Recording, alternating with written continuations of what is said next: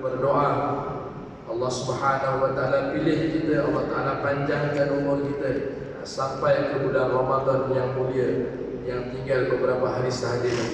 Hadirin jemaah yang dimuliakan oleh Allah Subhanahu wa taala, ada di antara sahabat, kawan kita, saudara kita yang Allah Subhanahu wa taala telah ambil nyawa mereka. Di kulli ummatin ajal, setiap daripada manusia itu ada waktu yang telah ditetapkan oleh Allah Subhanahu wa taala. Fa idza jaa ajaluhum, apabila telah sampai ketetapan waktu bagi mereka, la yastakhiruna sa'ah, maka tidak akan dilewatkan walaupun satu saat, wala yastaqdimun, dan tidak akan diawalkan. Semua manusia telah ditetapkan waktunya. Ada sahabat kita yang Allah Ta'ala dah tarik nyawanya, mungkin baru semalam petang, mungkin baru malam tadi. Nyawa yang Allah Subhanahu wa taala berikan pada kita ni, marilah sama-sama kita insafi, marilah sama-sama kita renungkan. Apabila kita sudah masuk ke alam kubur, ke alam barzakh, manusia ni hanya terbahagi pada dua golongan sahaja. Sekiranya manusia itu golongan ahli syurga, maka akan dikatakan alla takhafu wa la tahzanu, janganlah kamu sedih, janganlah kamu takut. Wa abshiru bil jannah, maka ketika kita malam pertama berada di alam kubur, kita sudah diberikan kabar-kabar gembira. Wa abshiru bil jannati allati kuntum tu'adun, yang telah dijanjikan kepada orang-orang yang beriman dan beramal soleh. Adapun sekiranya kita termasuk dalam golongan yang kedua, iaitu golongan manusia yang rugi ataupun bernasib malang, pada malam pertama dia masuk syurga, pada malam pertama dia masuk alam barzakh kubur. Setelah pada hari pertamanya, setelah orang-orang semua sudah balik daripada kubur, dia sudah tidak dengar lagi tapak kaki orang yang terakhir meninggalkan kubur.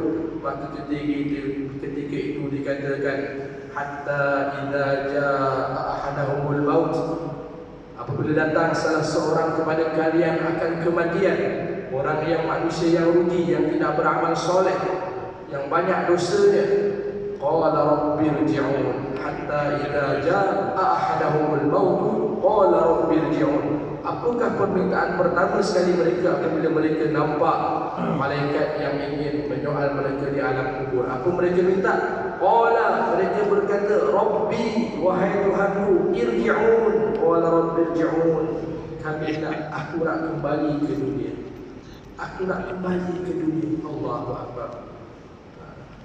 Aku nak kembali ke dunia. La'alli a'malu salihan fima tarak. Allah Ta'ala beritahu dalam Al-Quran, aku nak kembali ke dunia ni bukan sebab apa. La'alli a'malu salihan, aku ingin mengerjakan amal soleh fima tarak, yang aku telah tinggalkan selama ini. Apa Allah Ta'ala jawab? Kalla, sesekali tidak. Kalla, sesekali tidak. La'alli a'malu salihan fima taraktu kalla, sesekali tidak. Sambungan ayat itu, la'alli a'malu salihan fima taraktu kalla innaha kalimatun huwa qailuha, sesungguhnya kalimah yang kamu katakan, rabbirji'un, aku nak kembali, innaha kalimatun huwa qailuha, kalimah yang sia-sia. Kalla innaha kalimatun huwa qailuha wa min waraihim, di belakangnya barzakhun, alam barzakh, alam kubur, ila yaum yub'atsun, sehingga hari kiamat dia akan duduk di dalam. Maka kubur akan menyempit.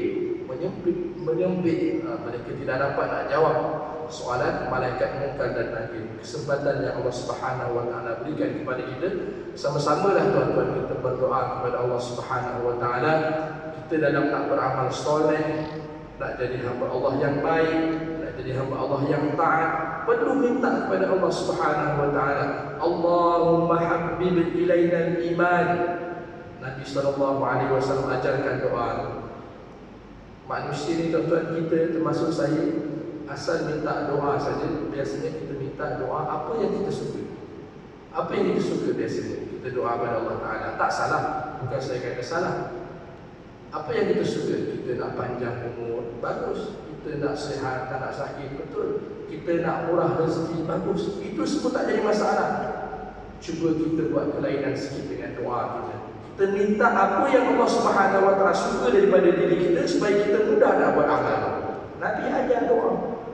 Nabi tahu, Nabi faham umat akhir zaman ini, umat ini ada masalah dalam nak beramal soleh. Nabi ajar doa, Allahumma, ya Allah ya Tuhan kami, habib ilaina iman, letakkanlah kecintaan kami kepada keimanan, kepada amal-amal yang mendatangkan keimanan, kepada amal-amal yang menaikkan kepada keimanan. Barulah Allah Subhanahu Wa Taala akan beri kita taufik dan hidayah untuk beramal. Dalam nak pergi solat subuh, nak berjemaah, rasa mudah, tidak diberatkan. Allah Ta'ala bagi kesihatan, Allah Ta'ala bagi kekuatan, Allah Ta'ala bagi semangat. Allahumma habib ilaina al-iman wa zayyinhu fi qulubina. Berilah hati-hati kami, hiaslah hati-hati kami supaya cintakan kepada amal-amal yang soleh. Suka bersedekah, tidak menyakitkan hati orang, tidak bersangka buruk kepada orang, tidak mencari salah orang. Wa karrih ilaina al-kufra. Ya Allah, datangkanlah kepada hati kami kebencian kepada amal-amal orang yang ingkar, orang-orang kufur. Minta dengan Allah Ta'ala. Nak jadi baik, kita minta dengan Allah Ta'ala. Bukan kita boleh otomatik jadi baik. Nabi ajar doa, maka ilaina al-kufra, datangkanlah kebencian kami kepada amal-amal orang kafir, amal-amal orang yang ingkar. Wal fusuqa, orang-orang yang fasik, orang-orang yang berdosa, wal isyan, dan datangkanlah kebencian kami kepada amal-amal maksiat, amal-amal yang asyi yang Allah Subhanahu Wa Taala tidak redai. Dalam berdoa ini tuan-tuan, pada pagi hari ini saya akan kongsikan hadis Nabi sallallahu alaihi wasallam yang ada dalam hadis riwayat Muslim nombor 2733. Da'watul mar'il muslimi li akhihi bi zahril ghaib mustajabah.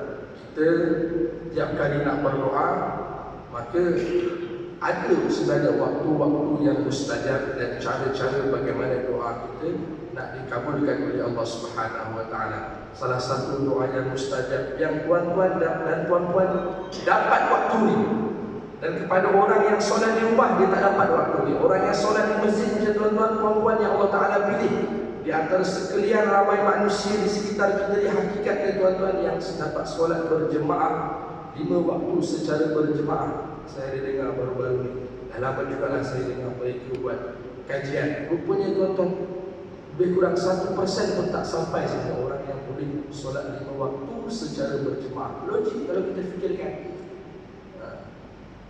Tuan-tuan, renung-renung dalam keluarga kita, ipar-ruai kita, adik-beradik kita, keluarga terdekat kita. Kita perhatikan kalau pagi Sabtu, pagi Ahad, pukul berapa dia dapat? Allahu Akbar. Syukur Allah Ta'ala pilih kita jadi jemaah masjid. Dan ada waktu yang mustajab berdoa yang ada pada orang yang solat di masjid. Nabi SAW bersabda, La yuradu du'a bainal adhan wal iqamah. Doa di antara waktu azan dan iqamah itu doa yang sangat mustajab. Tadi saya perhatikan tadi, habis Tuan Bilal kita azan, kita masih ada lebih kurang 5 minit lebih.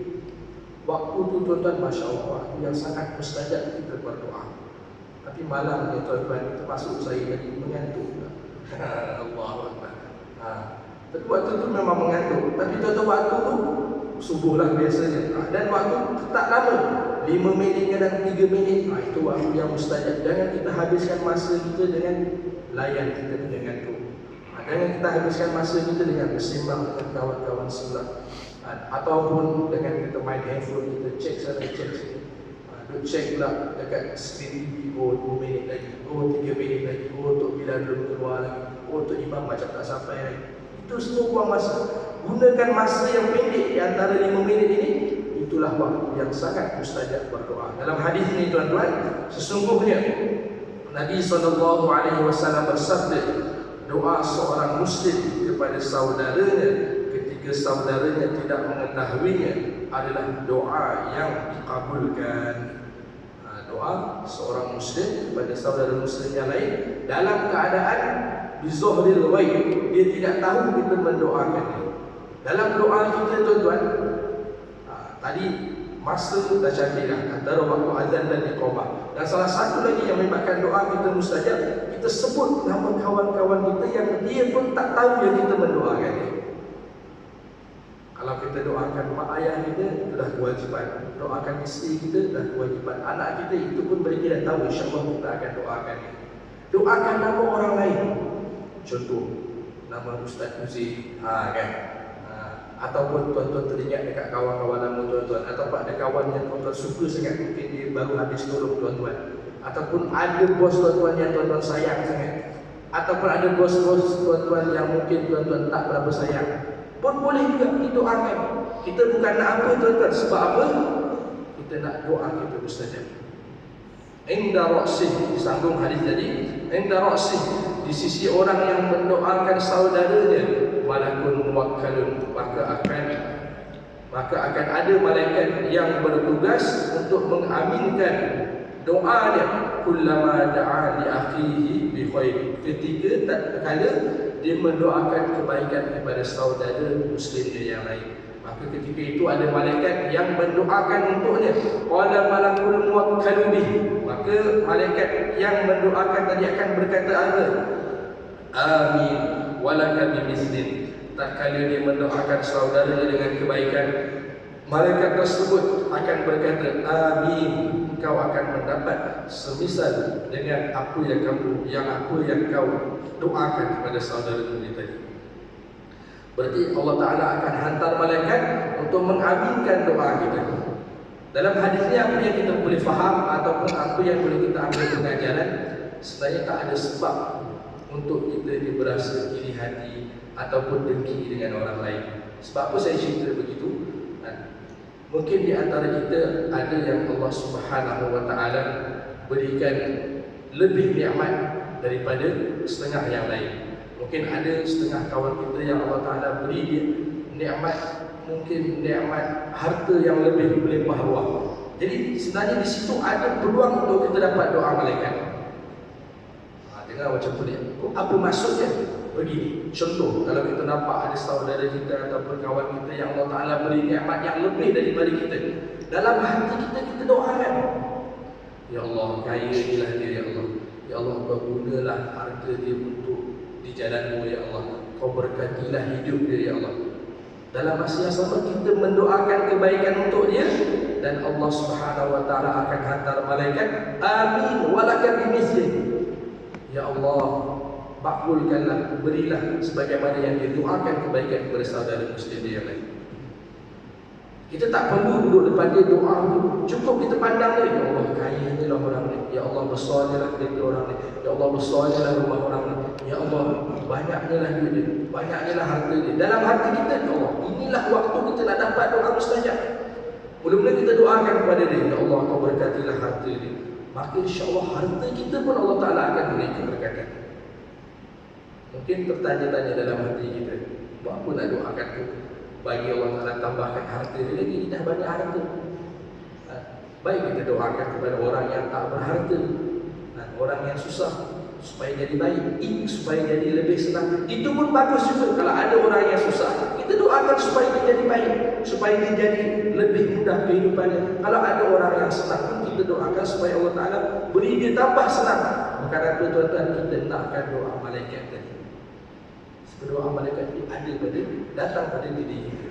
Mungkin di antara kita tuan-tuan, Masya Allah, ada yang Allah Subhanahu Wa Ta'ala berikan nikmat kesihatan. Masya Allah, umur dah 70, umur dah 80, Masya Allah, boleh pergi masjid lagi contoh. Jalan kaki pula. Tadi dalam perjalanan saya ke sini, tadi saya nampak ada seorang jalan kaki pergi ke masjid. Saya tak pasti dia pergi ke masjid sini atau surau.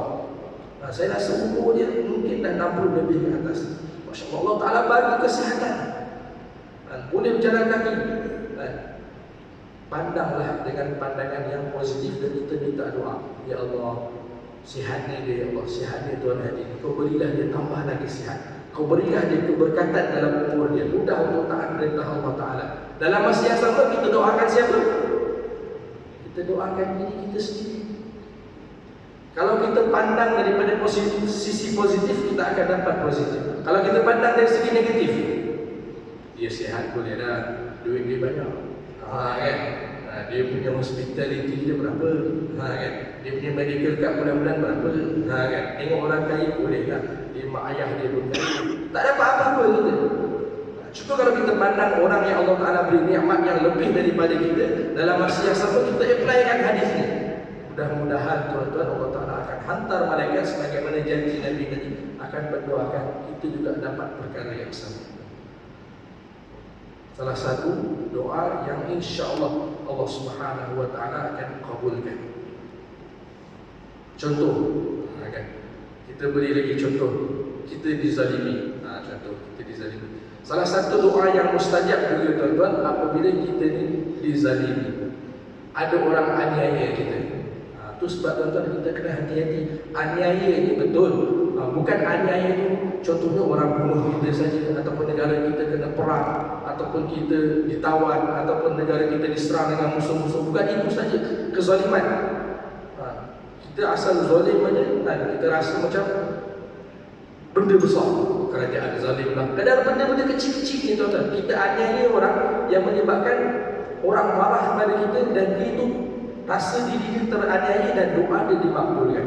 Hati-hati kita jangan sampai teraniaya orang, jangan sampai dapat doa buruk orang. Ada benda-benda simple saja kadang kita tak ambil contoh, tak ambil pedoman, tak perhatikan betul-betul. Contoh apa nak bagi kepada jemaah yang muda? Contoh, kita ni dah tahu, kita ni datang masjid lambat, kan? Biasa solat jemaah lah kalau di bandar-bandar yang parking padat. Kita ni dah nak solat Jumaat, datang pun dah lambat. Bila kita datang lambat, kita parking pula double parking dah. Bila double parking, patutnya kita datang lambat, dah double parking, kita lah kena keluar awal. Ni kita keluar lewat solat sunat, zikir, kan? Orang yang kat luar tu dah tunggu kereta kita blok, berapa makian dah kita dapat. Dia terzalimi tu. Dia terzalimi tu. Isyak punya kereta ni tak guna betul, kan? Dia terlepas begitu, dia orang yang teraniaya tu. Makbul tak doa kan? Dia tak doa pun, ya Allah bagilah kereta kita balik. Tak ada, kan? Terlintas dalam hati dia saja. Dia orang yang teraniaya, bahaya gitu. Kalau dia terlepas doa dia, tak guna lah kita. 20 tahun pergi masjid pun, kan? 20 tahun kita dengar tazkirah pun susah nak berubah. Sebab apa? Kadang-kadang kita dapat doa orang yang dizalimi ni. Kadang-kadang kita menzalimi isteri kita sendiri, kan? Tak jaga mulut kita, kita kuat sangat caci dia, ataupun kita tengking dia. Kadang tempat yang tak bersalah pun, kan? Dalam hati kita letas, kira betul lah orang tua ni celaka, tak guna betul kita tuan-tuan. Kadang-kadang itu kena perhatikan benda-benda yang kita aniaya orang ni. Kadang-kadang benda kecil-kecil ni lah yang menyebabkan kita susah nak berubah. Masjid dah datang lagi kan? Masjid datang lambat, tapi kalau boleh slipper tu nak parking betul-betul depan masjid, dah dia pijak slipper orang. Contoh, orang lain keluar tengok slipper dia ada pasir, tak boleh betul dia terpijak ni. Contoh, dia terlepas begitu, kan? Tak guna kita. Kadang-kadang ada orang begitu, setengah-setengah masjid, setengah-setengah surau, kalau boleh parking tu betul-betul lah depan masjid, kan? Slipper tu dah ada rak pun tak mau juga duduk dekat rak, bersipah-sipah juga, berpijak-pijak slipper orang. Allahu Akbar. Hari Jumaat ke subuh ke, kadang-kadang subuh asal ke sama. Ada orang marah, kita pun tak suka. Apatah lagi kita keluar tu kan, slipper kita pula hilang. Oh lagi lah, kan? Kita slipper kita hilang, lepas tu kita ambil slipper orang lain. Orang lain tu slipper hilang, dia ambil slipper orang lain. Orang lain tu slipper hilang, last 7 orang slipper hilang. Asalnya seorang ni. Kita kalau slipper hilang, kita buat apa? Tak payah ambil slipper orang, balik jalan kaki je. Tak payah kaki ayam, tak jadi masalah. Kita pun boleh kata sini 70% datang naik kereta. Kalau naik motor mungkin susah lah, nak picit gia, kena pula gia songket pula, lagi susah. Kan? Jangan kita ambil slipper orang. Tak pun kita carilah slipper kadang-kadang dekat masjid yang mungkin tak ada tuan, sudah lain, tu tak jadi masalah. Ataupun kita bagi tahu dekat Tok Siap ke, pinjam slipper toilet kejap nanti suruh saya pulangkan balik ke. Kadang-kadang dengan sebab perkara-perkara begini, kita dapat doa orang yang teraniaya, susah kita nak berubah. Dan juga saya boleh kongsikan juga tuan-tuan, sekiranya dan kita termasuk orang yang dianiaya. Kan? Contoh kita masuk orang yang dianiaya, kita boleh pilih. Bila kita teraniaya, dakwatul mazlum, saya lupa matan hadisnya, doa orang yang teraniaya ini doa yang dimakbulkan. Contoh, ada orang aniaya kita, ada orang zalim kita sakit hati, kita geram, kita boleh pilih dua doa. Kita boleh pilih doa kebaikan, kita boleh pilih doa keburukan. Kita boleh pilih. Nabi SAW banyak pilih doa kebaikan ke pilih doa keburukan apabila Nabi dizalimi? Sudah tentu Nabi banyak doakan kebaikan. Walaupun doa keburukan itu salah, kita salah. Kalau kita dizalimi betul-betul, kalau kita nak doa keburukan, salah kita salah? Tak salah. Nabi pernah tak doakan keburukan untuk orang lain? Nabi pernah doakan keburukan untuk Abu Jahal, Abu Lahab, Ubay bin Khalaf. Ketika Nabi sedang sujud, mereka upah orang-orang budak-budak nakal cari perut unta yang basah-basah, yang masih hamis bau itu, dan masih bau betul-betul darah, letak dekat belakang Nabi. Perut unta, tuan-tuan sembahyang, tuan-tuan ayah korban nanti tengok, ayah kat perut lembu, macam itulah perut unta diletak kepada Nabi. Nabi tak boleh nak bangun tengah sembahyang. Tuan-tuan tengah sembahyang ni ada orang letak kepala dia, tak ada kan? Nabi tak boleh bangun. Nabi ada agak rasa geram sikit. Nabi mendoakan keburukan kepada Ubay bin Khalaf, Abu Jahal, Abu Lahab. Mereka semua mati dalam peperangan Badar. Tak salah nak doa keburukan, tapi pilihlah doa kebaikan. Pilihlah doa kebaikan. Sebab apa tuan-tuan? Contoh, saya nak bagi contoh. Contoh, kita dizalimi oleh mungkin kenalan kita sendiri, ataupun adik-beradik kita sendiri, kawan terdekat kita sendiri. Contoh apa? Hutanglah, masalah hutang. Contoh, ada orang hutang kita 2-3 ribu atau 2-300. Kita pun dah tahu dah, kita pun dah janji dengan dia bila nak bayar. Sekali kita tengok tayang bayar, dia tak bayar. Kita pun geram dan kita tahu dia tu berduit. Kan? Kita tahu dia duit, pinjam kita 2-3 ribu, tak bayar-bayar. Ni dah waktunya bayar ni, janji nak bayar lepas pilihan raya. Contoh, ni dah lama ni. Contoh kan, kita dizalimi, kita boleh pilih nak doa kebaikan ke nak doa keburukan. Dahlah dia hutang kita 2-3 ribu, tiba-tiba kita dapat sekarang ni musim orang pergi umrah, dia pergi umrah pula. Aduh, kan? Hutang kita tak bayar, dia boleh pergi umrah. Package mahal-mahal lah tu, kan? Rupanya sebelum pergi umrah dia pergi Turki dulu, pergi Mesir. Kita hati kita rasa Allah geramnya, kan? Di situ kita boleh pilih, kita nak doa kebaikan ke nak doa keburukan. Doa kita betul-betul Allah Ta'ala makbulkan, insya-Allah kita termasuk orang yang dizalimi, maka pilihlah doa kebaikan. Macam mana pilih doa kebaikan? Ya Allah, contoh saya bagi. Ini contoh yang baik, nanti ada contoh yang kurang baik. Ya Allah, gerakkanlah hati dia bayar hutang aku, ya Allah. Aku ni geram sangat, ya Allah. Ubahlah dia, ya Allah, dengan berkat dia pergi haji, pergi umrah nanti, ya Allah. Dia balik nanti, berilah taufik dan hidayah pada dia, ya Allah. Ingat balik hutang aku, dibayar balik. Dengan izin Allah Ta'ala, tuan-tuan, tuan-tuan doa itu, sebab doa tuan-tuan termasuk yang mustajab, sebab dizalimi, betul Allah Ta'ala makbulkan. Balik daripada umrah tuan-tuan, dia pun berubah jadi baik. Mungkin sebelum ni dia tak solat berjemaah, mungkin isteri anak perempuan dia tak tutup aurat dengan sempurna, mungkin anak lelaki pun tak pernah pergi ke masjid, dia pun jarang-jarang pergi ke masjid. Dengan sebab doa kita yang dimakbulkan oleh Allah Ta'ala, sebab kita dizalimi tadi, kita doa, ya Allah, kau ubahlah dia, ya Allah, kau berilah taufik dan hidayah pada dia, ya Allah. Betul, dengan sebab Allah Ta'ala ubah dia, balik dia berubah. Dia pun jadi jemaah masjid, rajin dengan kuliah, rajin bersedekah, anak dia, isteri dia semua rajin pergi masjid dengan sebab doa kita. Itu boleh jadi pencin akhirat kita, tuan-tuan. Start hari dia berubah sampai anak dia punya umur, isteri dia punya umur, sepanjang hidup dia berubah, kita jadi pencin akhirat kita. Kita dapat pahala dengan sebab doa kita, dia boleh berubah. Sepanjang dia buat amal soleh itu, kita dapat pahala. Sepanjang anak dia, isteri dia, nanti cucu keturunan dia semua jadi baik dengan sebab doa kita dapat ganjaran pahala saham akhirat, pencen akhirat kita. Agak-agak bila dah dia berubah, tuan-tuan, dia ingat tak hutang kita? InsyaAllah dia ingat hutang kita pun dia akan bayar. Itu contoh doa kebaikan. Kalau kita doa keburukan, Contoh, kalau kita doa keburukan, geram sangat ni, kan? Boleh pula pergi umrah, hutang tak payah geram. Ya Allah, dalam hati kita, ya Allah, balik umrah ni bagilah dia jatuh sakit. Contoh gitu, kan? Doa kita makbul, tiba-tiba makbul dengan izin Allah Ta'ala. Balik umrah, jatuh sakit dia. Kita tak berdosa, sebab memang hak kita, terserah kita. Mungkin kita tak, bukanlah kita doa sungguh-sungguh, mungkin terlepas dalam hati kita saja. Kan? Betul balik jatuh sakit. Nauzubillah min zalik. Kena stroke ke, tak boleh jalan ke apa, agak-agak dah jatuh sakit ni, bayar ke hutang kita. Sehat pun tak bayar, jatuh sakit lagi dah tak bayar. Apa pun kita tak dapat kalau kita doa keburukan.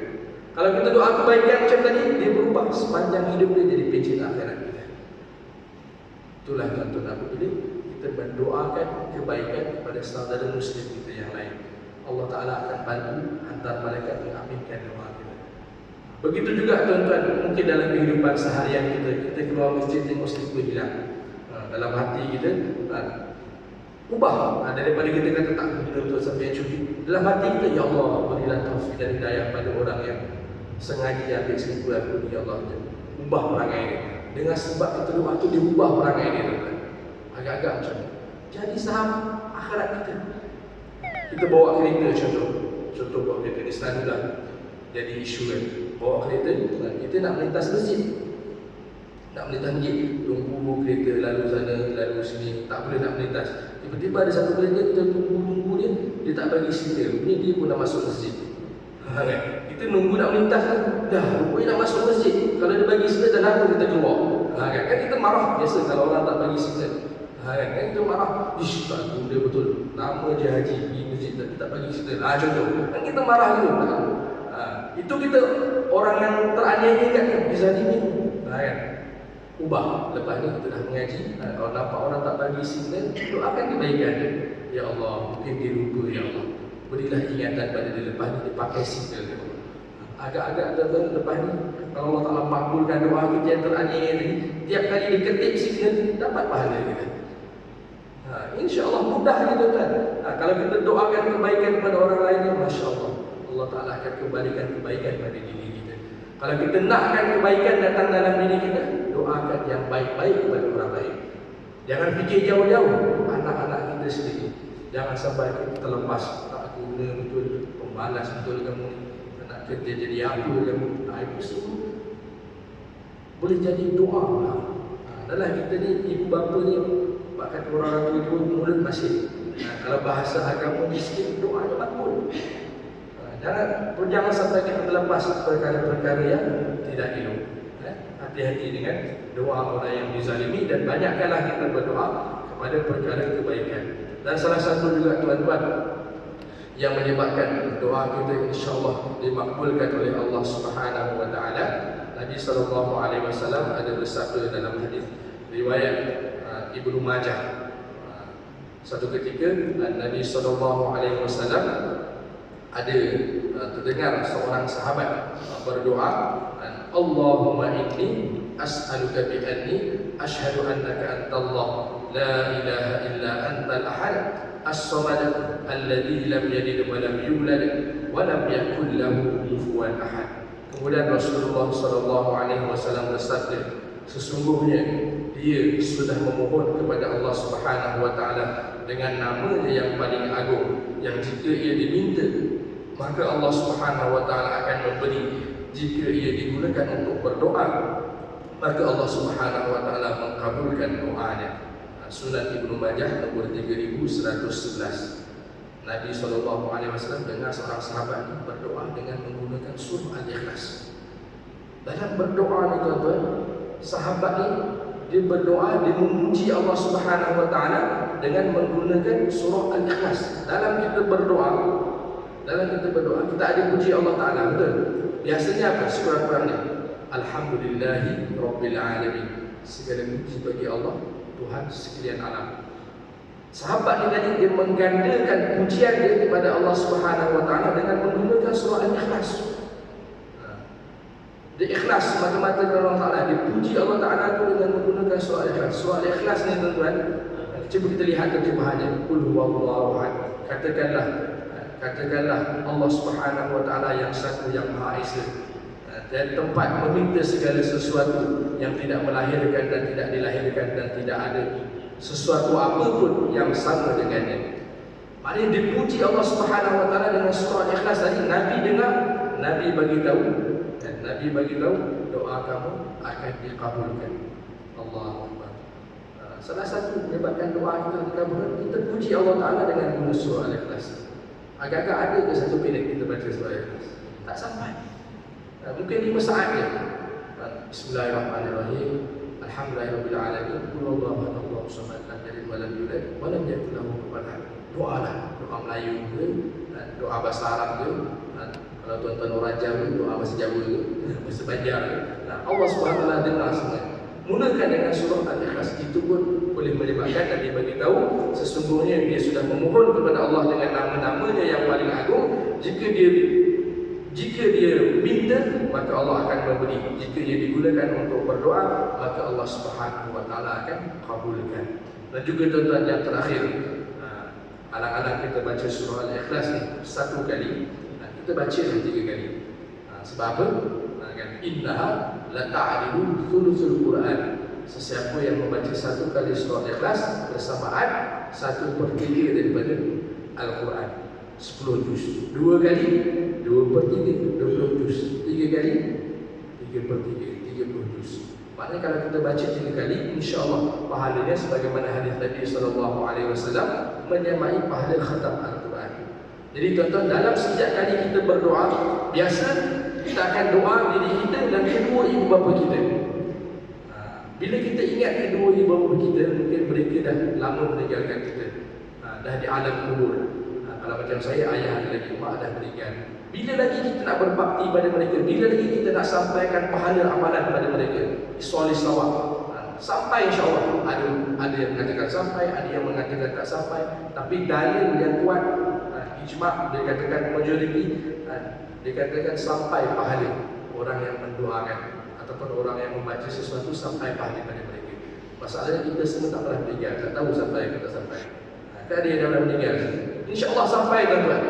Jadi mungkin kita ni tiap kali kita berdoa, kita ingat arwah kedua orang tua kita, baca 3 kali surah Al-Ikhlas dalam doa kita juga. Dan kita bertepatan dengan hadis tadi, doa kita dimakbulkan dan kita sampaikan pahala bacaan Al-Quran kepada kedua orang tua kita. Macam dalam tahlil, di masjid ni buat tahlil tuan-tuan. Kita buat tahlil, kita boleh. Boleh kita boleh buat tahlil. Boleh kan? Biasa dalam tahlil, Qul a'udzu binnas kita baca berapa kali? Sekali. Qul a'udzu bil falaq sekali. Qul huwallahu ahad kita baca 3 kali. Innaha la ta'dilu thuluthul Quran. Dia akan menyamai pahala 1/3 daripada Al-Quran. Jadi oleh sebab tu tuan-tuan, kita ni jangan tak salah.